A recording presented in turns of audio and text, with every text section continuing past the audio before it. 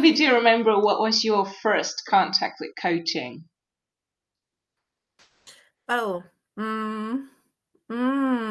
uh, okay. My first, let's say, non-conscious like contact to coaching was when the first time I was in Germany, and that is, I know, more than 25 years ago, when I was there in order to study and undergo a program for German teachers, for German as a foreign language. It was a long-term program. It started in Guatemala, where I come from, like 2 years in Guatemala, 6 months in like collaboration with Mexican Goethe Institute, and then intensive work 3 months in Munich and in Berlin. So it was really an intensive work there, very, very extremely good. So I think most of the things I have and I apply now for my work come from that period of time in my life. Why I'm saying that? Because during that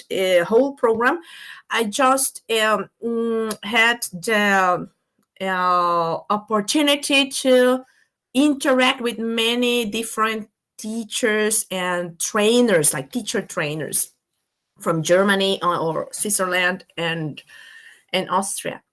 So, and for that to, it's like when you do the TEFL or those, let's say, training programs for English teachers. So you have to teach, and they come to observe your lesson, they give you feedback, and so on.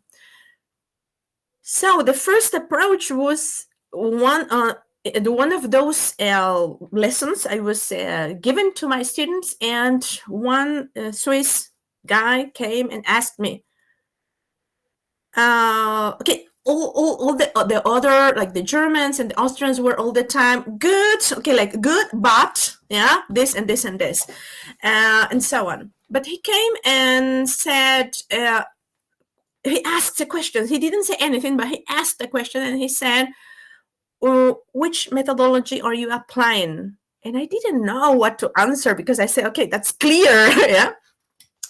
And I said, I don't know. Okay, let's go deeper. Let's go and discover your methodology. So we were sitting and we were discovering my own methodology. And after the years, I understood that he was doing coaching with me. So we were discovering, so the I don't know has no validity for him. So he said that, okay, I don't know is not a question, it's not an answer. Coaches, we don't accept that question, that answer. Yeah, we want we in the I don't know there is something. So, and we were sitting and we were exploring my methodology, and it was amazing. So after the years, I said, he was doing coaching with me, and that's why it was so effective, so good. It felt good. I felt like I am important. I felt like my work has value, and that my work is interesting, and that even if this guy had much more experience than me and was speaking better German than me, I felt like he was my friend, a good friend. Yeah. So this is like my first, let's say, experience, real experience with coaching as a coachee without knowing about it. Mm-hmm. And how did this experience shape your own approach to teaching and to your students? So unconsciously, I decided, so not knowing that was coaching, I was comparing, like, okay, that approach of good, yes, you used good usage of time, good use of time, good use of Blackboard, but, and for the next time I recommend blah, blah, blah. So how I felt there, comparing to, okay, let's explore your methodology. With the, okay, my students are making mistakes or are, I don't know, stuck in the same place or the same topic, whatever, they lack of vocabulary and they don't know how to go through. So instead of saying, okay, but, and I suggest you, then, okay, let's explore your vocabulary. Let's explore what we can do with what you have. Okay. I don't know. Okay, you don't know, but we can explore. We can see. So I started to apply that. Okay, you don't know, and let's explore more than the but sort of speech, which was okay, good, okay, but annoying. Yeah, so it made me feel really like small. Yeah, like, oh, not enough. Oh, yes, but. Mm-hmm. And I didn't want, and I knew that that was different feeling. So I didn't want my students to feel like they are not enough. So what the things they have, they can do a bunch of things, and they can come out with a lot of new ideas how they can improve their vocabulary, or find more time for homework if that's the issue, or whatever. Yeah. Mm-hmm. So it's the So switch. simple. Yes, yes. Actually, what you're saying sounds, yeah, really simple, very natural. But when you say, if we look at the classical scheme of traditional education, there is this asymmetrical relationship between a teacher and a student. Yes, Mhm. the teacher is Yeah. supposed to be the expert, that, yeah, the one who knows everything, and the students is there to look up to the teacher and, absorb the knowledge, I don't know, through pores or whatever. Okay, so Yeah. it's like, in coaching, this paradigm has shifted a bit, and there's this symmetrical partnership relationship. Yes, like, we Hmm. are there too. We teachers and slash coaches are here to learn something from the student as well. Yes, because we might be experts in the language or the subjects we're teaching, but on the other hand, they are the experts regarding their own life, their own learning style. Yes, this I is totally. actually, yeah. So can you tell me, how did your students react? Did they even notice the switch in your approach and your behavior? What was your experience back then when you started applying the coaching approach? That's an excellent question. Um, okay, first of all, I think teaching itself has evolved without including consciously elements of coaching.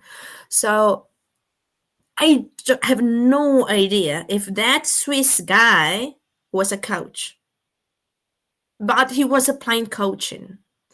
And I believe that um, just for the sake of helping our students, because this is what we are for, we intuitively have been applying coaching techniques without knowing about them. Uh, what I want to say with it is that coaching doesn't have to be, at least in my opinion, like the methodology. It's not about the methodology. So you can apply the methodology you are more comfort you feel more comfortable with, or with the methodology you can discover through a good question. The thing is, if this methodology, if that approach is suitable, acceptable, and useful for the person who is in front of you, in our case, because we work with languages and foreign languages, for the student who wants to learn a language. So if that fits, then you can use coaching. I really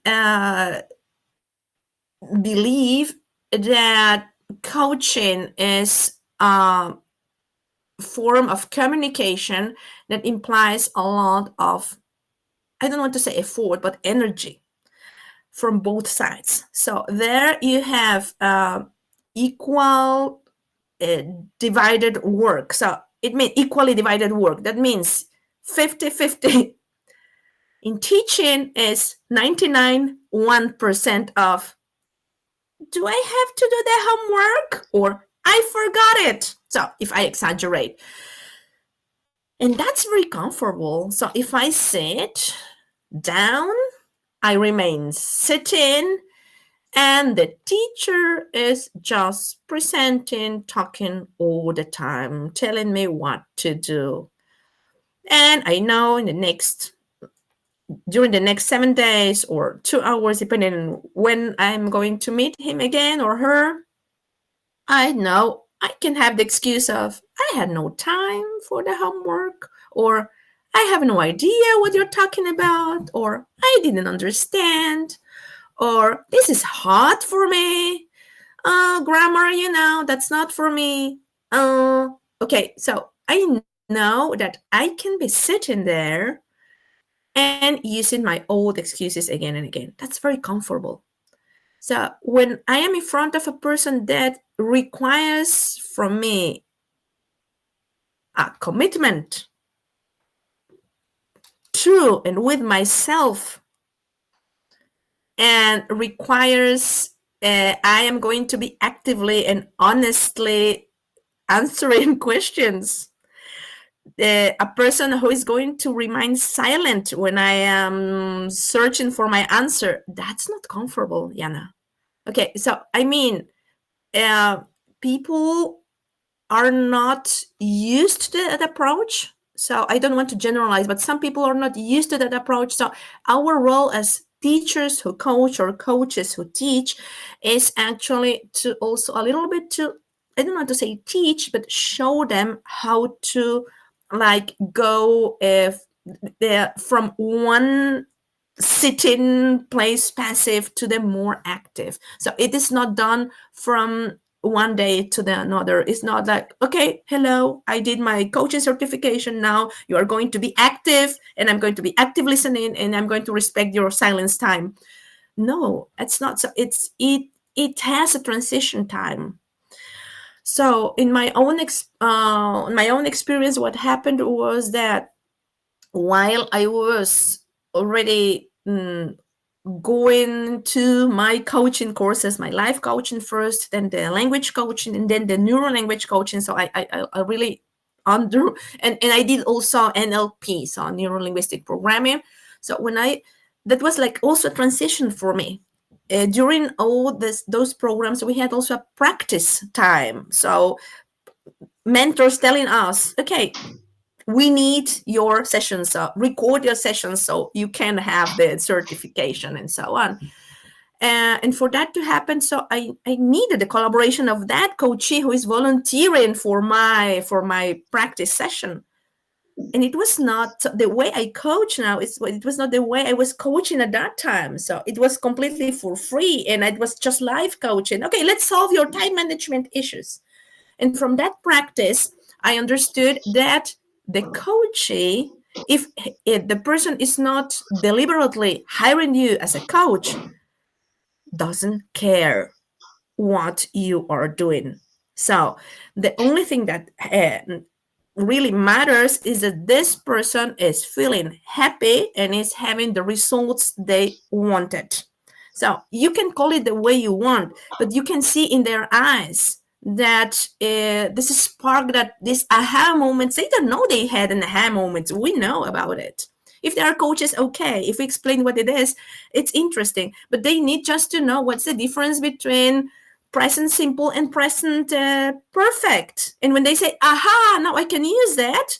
So this is coaching. This is the result of coaching, because they wanted to do that, because that was the target and the objective they just set up when the collaboration started. And they continue calling you a teacher. So in one post in LinkedIn, I say, I consider myself to be a coach. My students repeatedly say, my Spanish teacher. They don't say my polyglot neuro language coach. I am the Spanish teacher or the Italian teacher. Some of them even don't know that I speak more languages. So they don't care about my certifications, really. So it's when they, and I think the best for me at least moment is when they don't notice that I am doing something different. So they don't have to notice that.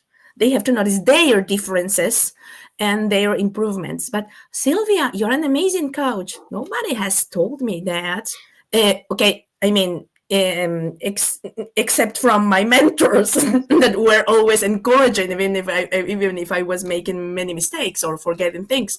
But no student, they can tell you explain good, or you are so patient. Okay, features for one day, but okay, like this tag of good coach, it's not their job. So our job is make coaching a way of a good relationship, a healthy relationship in which the student can achieve his and her own goals with ease and joy. I think that's it. Mhm. It can be deliberately, okay, coaching after some certification or after a powerful question like, let's explore your methodology, yeah, or powerful, actually, idea in that case. Yeah, so that will be like a broad answer to that. How did they notice? I don't know. So if I ask them, I haven't asked them, have you noticed my coaching techniques? Have you noticed the wheel of life? Sometimes they ask. So I have many of my clients are also coaches. I mean, also, so I coach teachers who are also coaches, or I also teach teachers who are coaches. So I mean, I have a student who is learning Spanish. She's a life coach, and she is an English teacher. So she doesn't. And I believe she is using her life coaching techniques into her English lessons. Sometimes she's curious about what I'm applying, and she says, Silvia, that's very interesting. You have it from coaching, isn't it? So she recognizes and acknowledges that, but because she has that background. But my 7-year-old child, when I'm respecting his, I don't know, silent or thinking time, I don't know. Or if his mother is recognizing I'm coaching him instead of teaching, I have no clue. And personally, and I don't care. Yeah, I am happy that he's happy and continuing coming to my lessons and looking forward to it. Excellent. I really like how you said that it's a form of relationship. Maybe it's a form of interaction. Yes.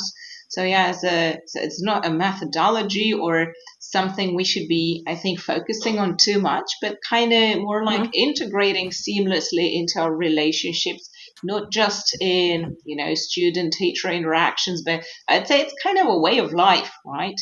When you start being more curious, refrain from giving advice, and really try to kind of support independence, because this is where I actually see the greatest difference between teaching and coaching is that uh, teacher is, or the students are kind of dependent on the teacher. Yes, because the Mm. teacher is the main source of knowledge, giving explanations, trying to teach, trying to impart the knowledge into students. Yes, while in coaching we try to step back, create the space for the student to explore independently, to find out what works for them. And this is where the aha moments come from the Yeah. exploration.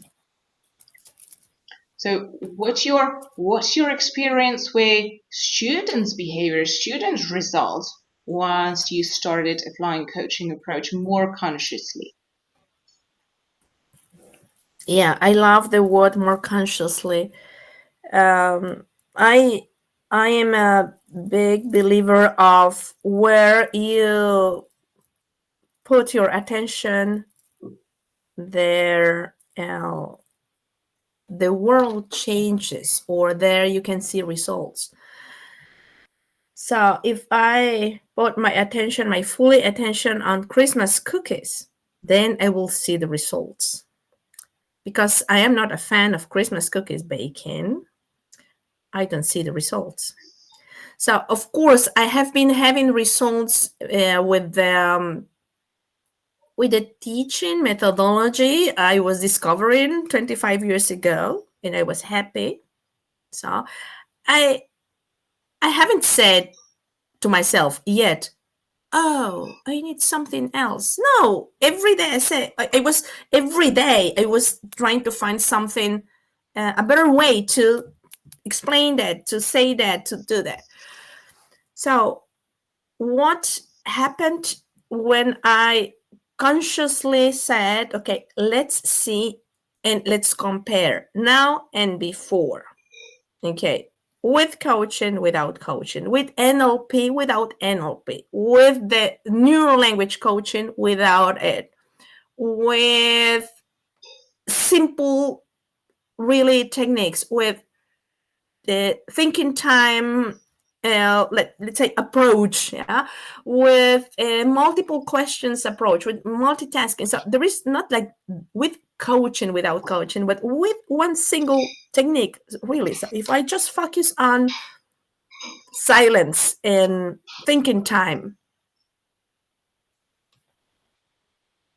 something has changed in me, in them, of course. So I know, as we were talking before, I don't have to prepare. If it's a 60 minutes session, I don't have to prepare 60 minutes speech from my side.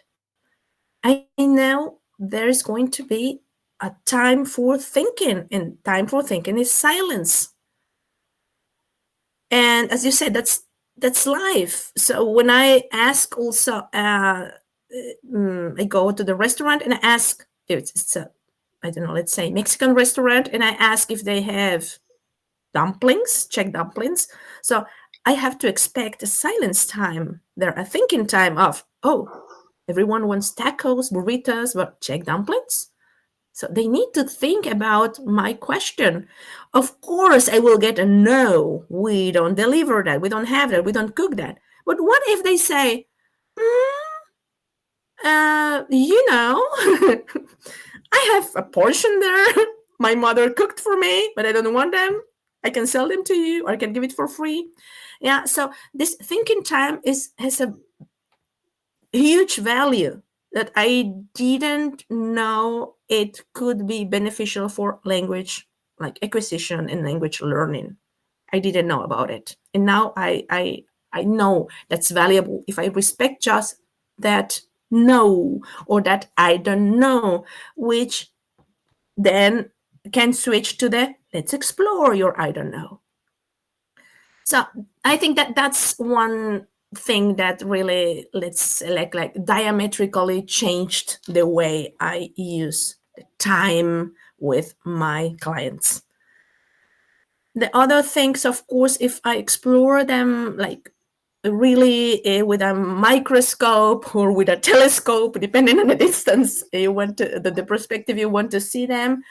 Yes, so taking care about the right chemistry of the brain, of the emotions, open questions, yeah, give more than yes, no questions. Of course, then you can see the results are immediately visible. Yeah, but the silence and the thinking time, like respect and value, is something I had never done before. I didn't know it exists. Yeah, so this is something for me, like wow, like a new world in working with people and for people. Okay, so let's say that there are people watching us who maybe have heard about coaching approach or coaching techniques, but would like to know more. Maybe would like to start adopting the coaching approach more consciously. Yes, because I believe all the good teachers are kind of adopting coaching approach without even knowing that. Yes. So if they would like to know more and be more aware of the frameworks or whatever, what would you advise these people how to start and where to start? Yeah, coaches don't give advice. Coaches ask questions.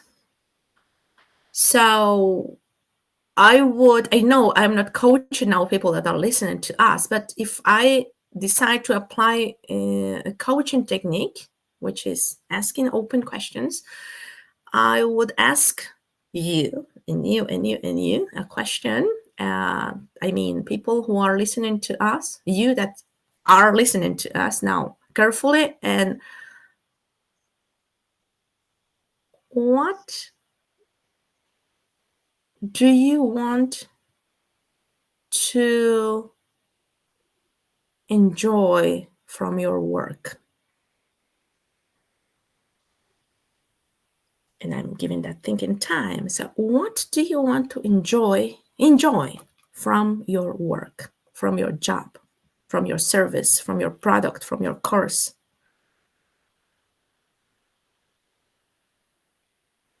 And the second question, what if I just give myself the opportunity to, let's say, look, search, find out what is that coaching about?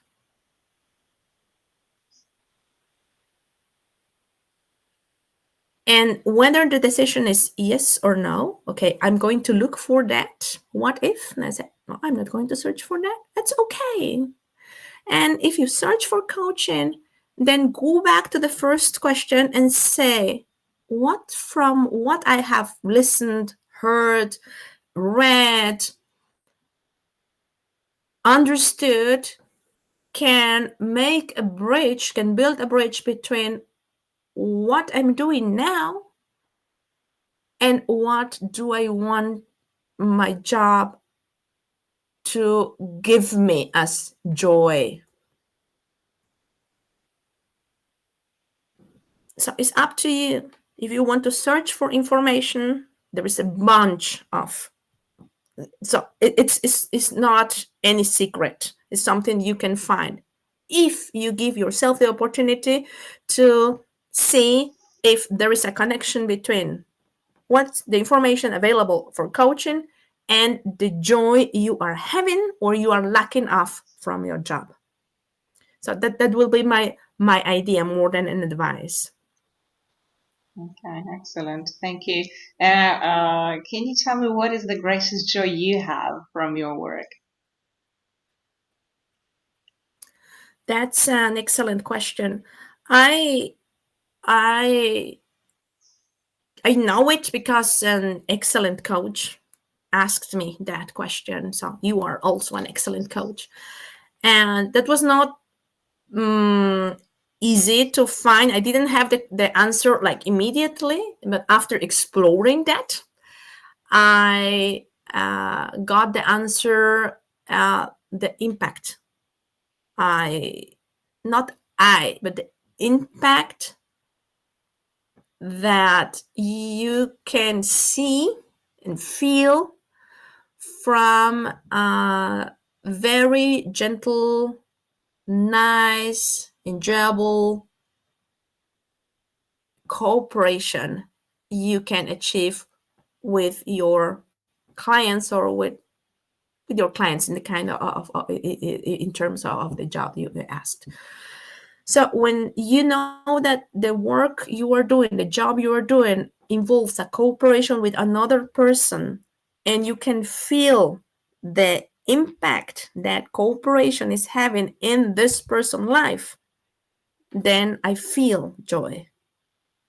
Genuinely, like it's a genuine joy, not because my work has helped her, but because our cooperation is the results of our cooperation is visible, and you can see the joy of the other person and you can share that joy.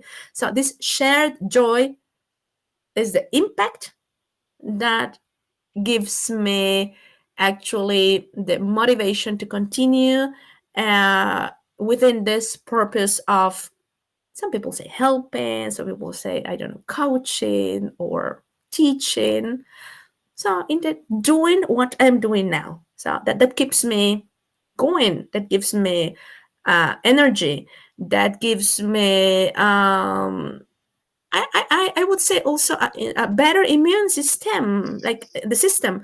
When I am like down, I know that the only thing I need is just to switch on my Zoom if it's online, or open my door from my classroom here and welcome my client, and all illnesses go away. Really, I guarantee. I'm not telling lies. So I just feel, I say, oh God, today is a little bit like, oh, a virus from my daughters.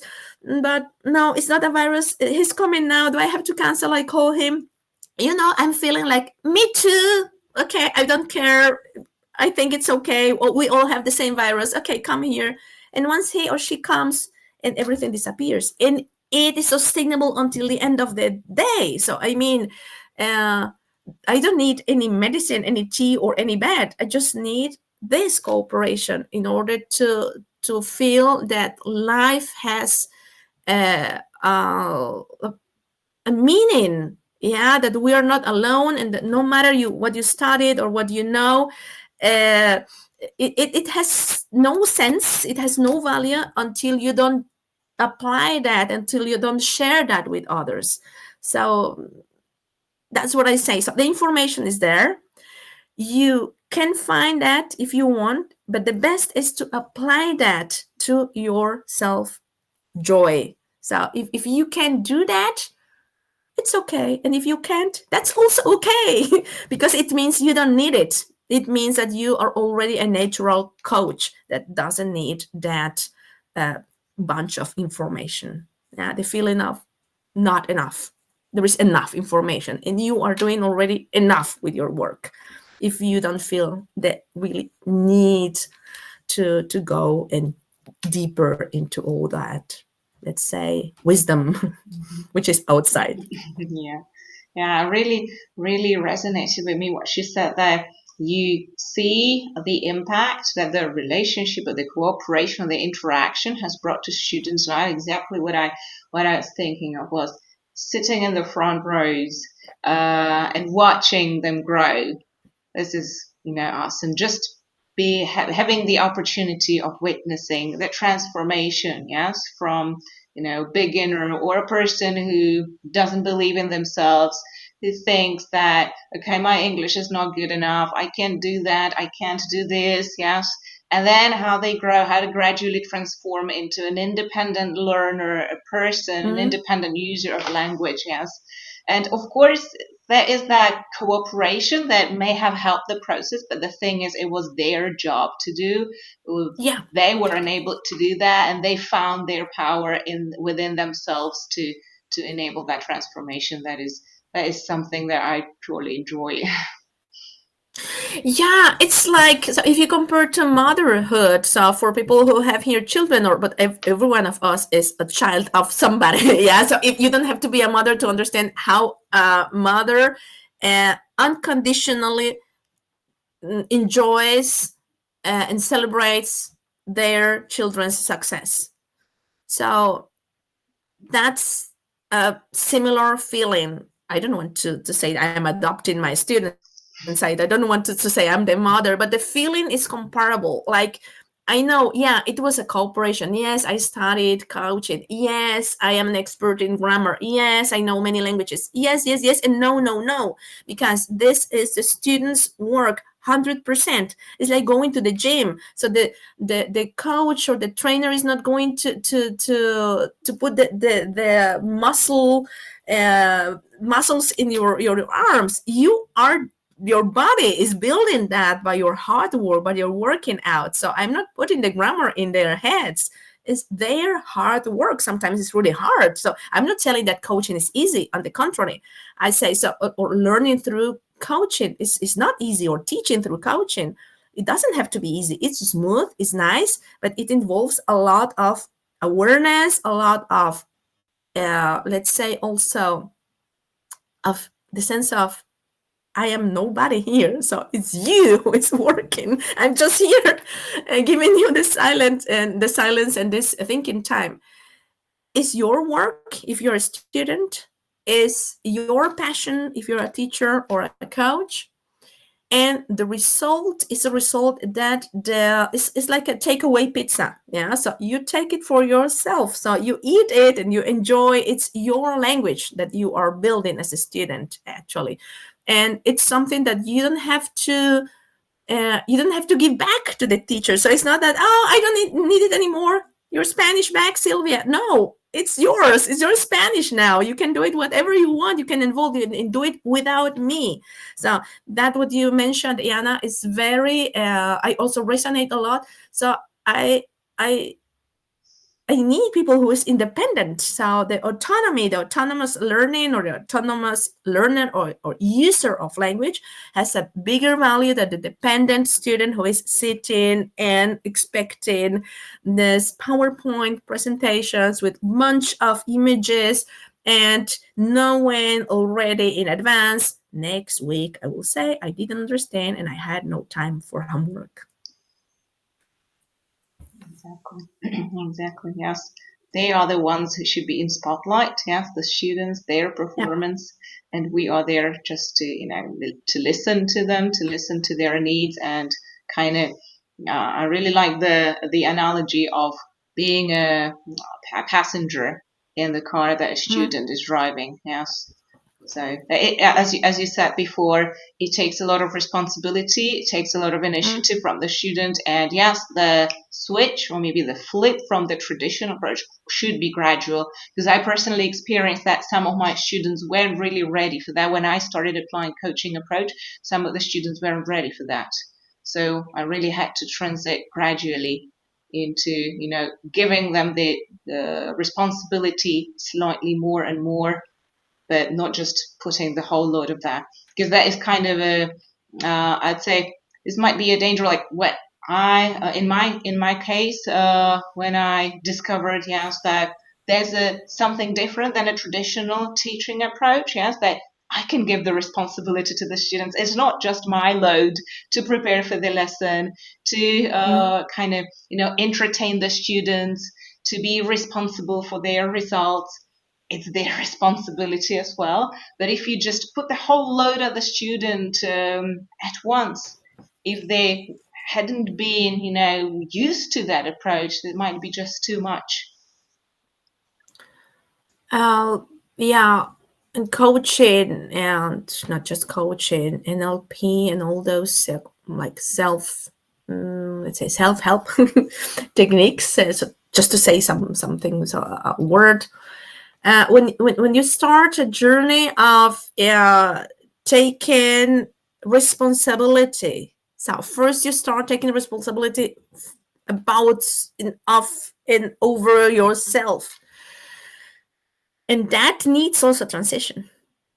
So when we don't believe that they can take that responsibility, when we don't believe that we can be quiet, when we have the belief of a lot of prep time, we have the belief of the teacher should be expert, when we have the belief of students should do homework, when we have the belief of I am not a native speaker and I cannot explain that as well as my Swiss mentor, then the students will believe in that thing too. So, I mean, it's a process also for the coach. So we are better. I am a better coach than yesterday. Tomorrow I will be a better coach than today, or a more experienced, if you want to put it in a more objective terms. For us, it's also a transition. We have to start somehow practicing coaching, perhaps in a theoretical way, to see if what we we are used to believe in is valid or not. So, and that's when I say that coaching is not easy, not because the technique you cannot learn. It's not about intelligence. It's not about capacity of time or the brain. It's just because it's painful. So when you recognize yourself in a limiting belief as a coach, the only thing is just try and do it. So my limiting belief of I cannot teach huge groups. So try the huge group and see and try the opposite and try to validate that belief, how limited it is. Is that true? Yes, it's true. I had 100 and I couldn't manage that. What about 20? What about 8? Try. So the only thing that it's valid in coaching is all the time. Once you want to go or like undergo that journey of coaching, to be able to accept the idea of just do it, just do it, just do it, and you will see. Just do it, and you will see. You can't validate your belief or not. Perhaps you're still not ready for 100, but you're ready for 3. Or I had hundreds and now I cannot individual. Okay, so you had 100, try 50. And diminish that number until you get that one, until you can prove the opposite, yourself the opposite, and give yourself allowance to believe in something you haven't believed yet. And I think that's one of the principles of, as I said, not just coaching, but really also ancient practices, Asian practices.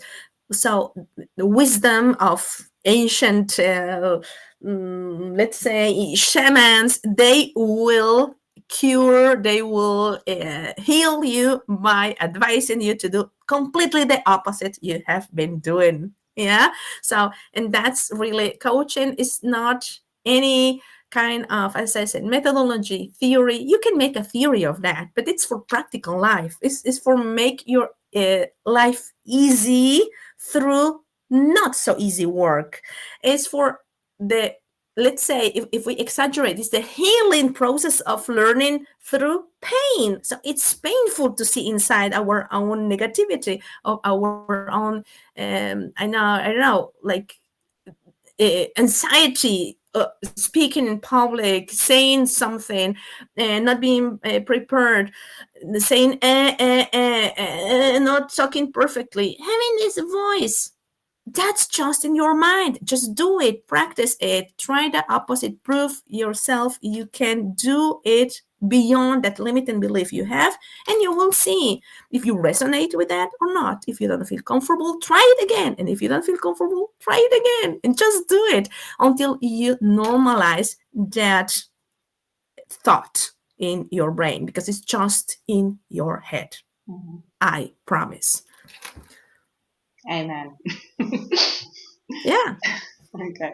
Thank you, Silvia, for a wonderful talk. I have actually one more question. Yeah, I already thanked you for the wonderful talk, but just a very important question pops in my mind.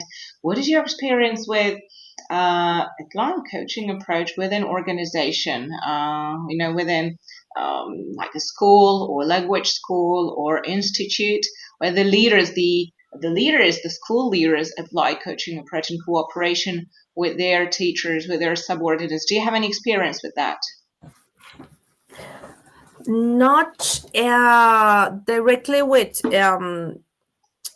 educational institutions. Mm-hmm.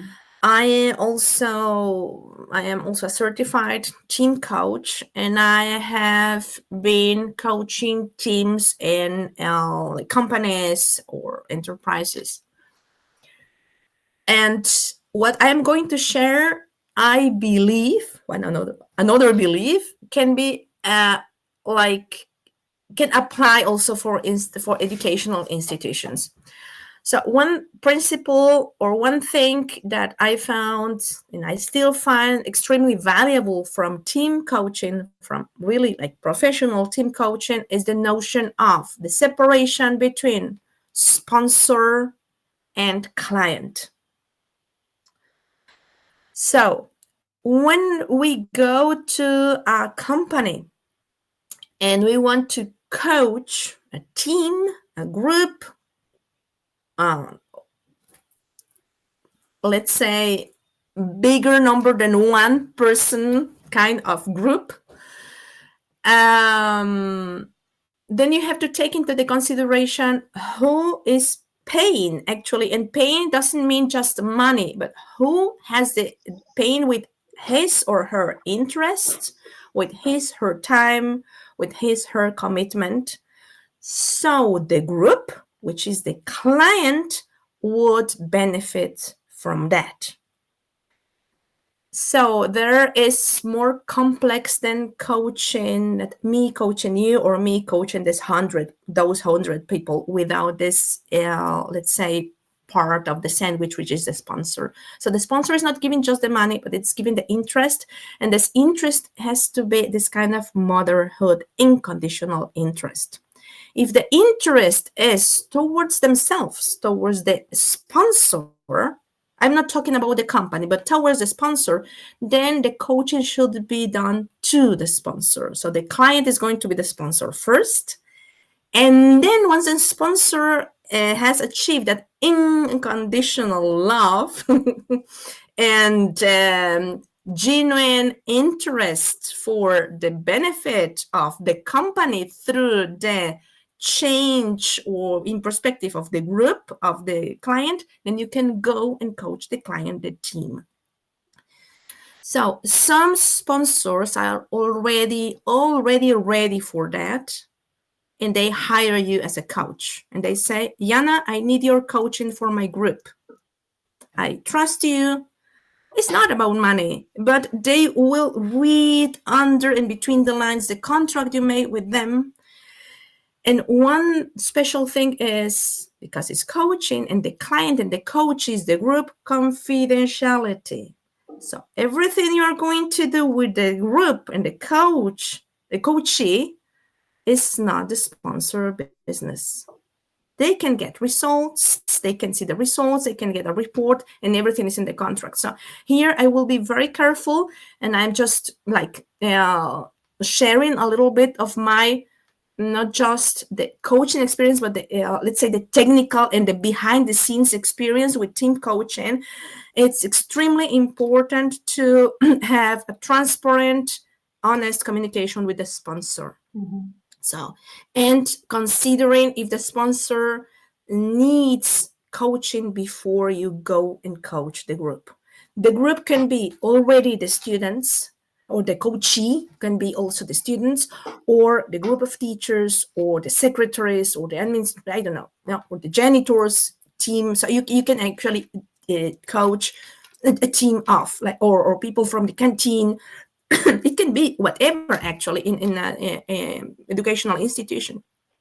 Or you can coach a specific team from the CEOs, which don't have to be exclusively the sponsors. The sponsor can come from outside too. Yeah, so if you are talking about ONG, for example, the one who is really financing the whole institution. So if the interests of the sponsors meet the interests of the company, the institution, and at the same time of the team you're going to coach, then the work is going to go very, very, very, very smoothly. Mm-hmm. Yeah.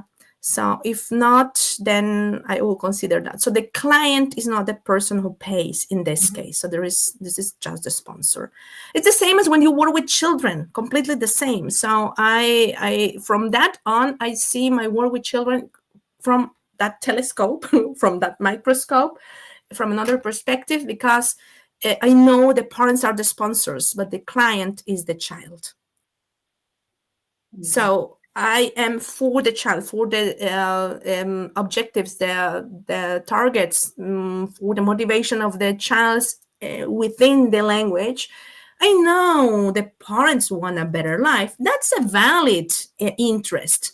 But if they want their child to speak with a London accent, and that has nothing to do with the child's desired, so I cannot work with that. I cannot cooperate, even if they are paying. Yeah. So the sponsor has to have clear knowledge of the motivations of the client. And of course, what we decide inside our lesson is confidential. So I'm working with children, and I have to ask them, can I share that with your parents, what you're telling me now? It's really serious. And they say, no, please don't say that. Okay. So I say, okay, I have to respect that confidentiality, even if it's a child. Yeah, I know that's for a longer discussion, for a polemic, this and so on. But there are a lot of things in coaching that we sometimes forget. Yeah, that coaching is not just about point A to B, but it's about the framework, who is supporting that, who is giving you support from behind. Yeah. So even my adult coaches here, they have a sponsor. So I have so many mothers who are not working, and the husband is paying the. So when I send the invoice to the husband, so he's the sponsor.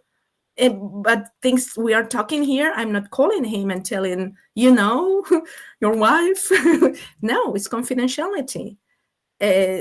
Yes or a yes. So the same, I think that could be applied. But so far, what I have done with in educational institutions, yes, they have hired me for like webinars, like trainings. They like a lot my like mistake management, like course or training. And of course, inside the course, I apply coaching techniques, like, of course, this the thinking time, like powerful questions and so on. But then I'm not coaching them. I am actually delivering just knowledge they can apply for their own school. So I'm not hired as a coach, actually, but it's a coach who is teaching teachers, like teachers who coach or coach who teaches. Actually, as you said, in practical life, you cannot not apply all those techniques. They are pure gold. Yeah, so it's just part of your life. Exactly. And you're mentioning Teachers Who Coach initiative. Can you share what you do? What is your experience of coaching people who came through Teachers Who Coach website or LinkedIn profile or from the LinkedIn group? Have you ever had any calls or from educators? So Martin and all the coaches had an initiative to offer those, let's say, exploration or exploring Discovery calls, so then session, you yes. can discovery calls, so where we are there really without the intention of anything else than just sharing what things like I'm sharing now. So honestly, I haven't had anyone who just clicked on my link and said, "Hello, Silvia, I'm here and I want to use your services through Teachers Who Coach."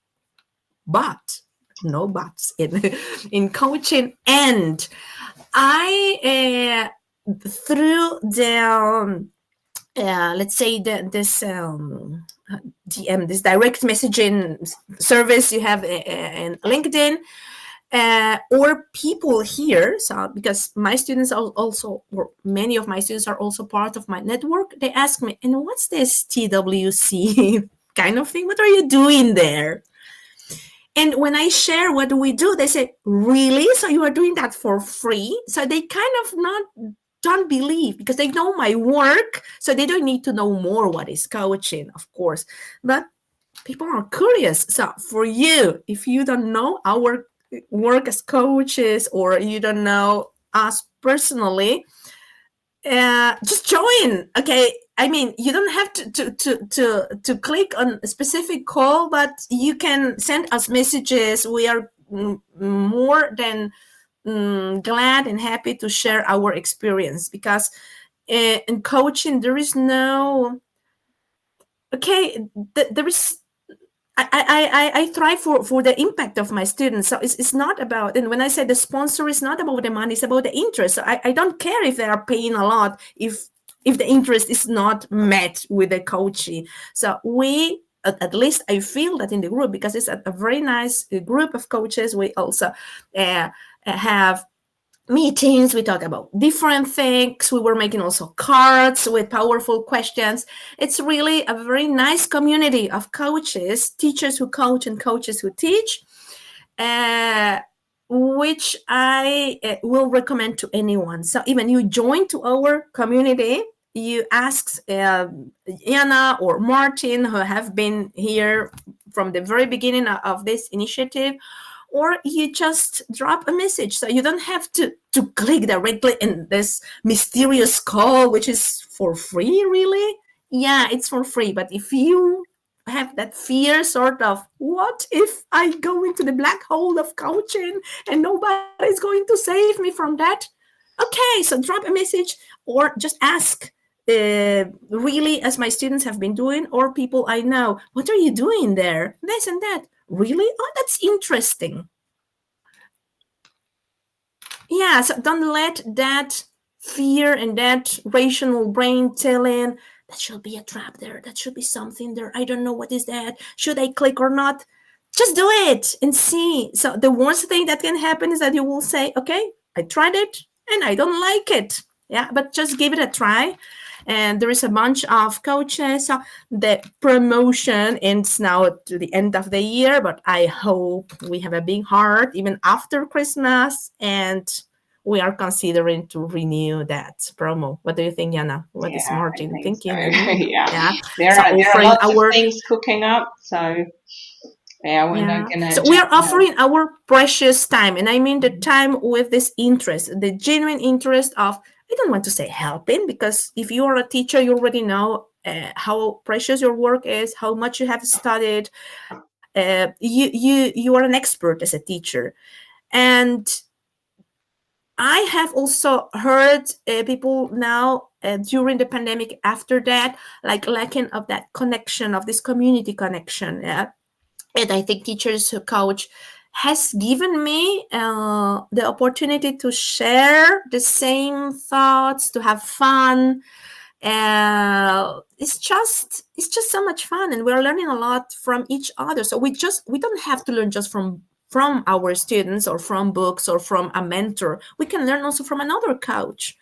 Yeah, a lot. Or this feeling of sharing. When you share information, then it's sometimes hundreds times more, like, let's say, valuable than acquire information. Once you share, if you're a teacher, you like to share, so share with us how you are coaching without knowing that in the community. Or let's just click. It's very easy. So we are offering really from our heart.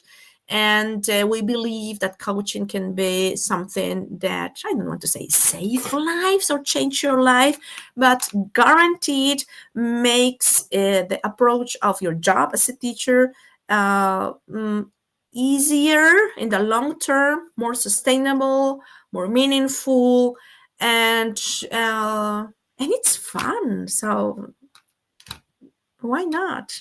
Yeah, exactly. We're a bunch of fun people, and we're happy to have you on board.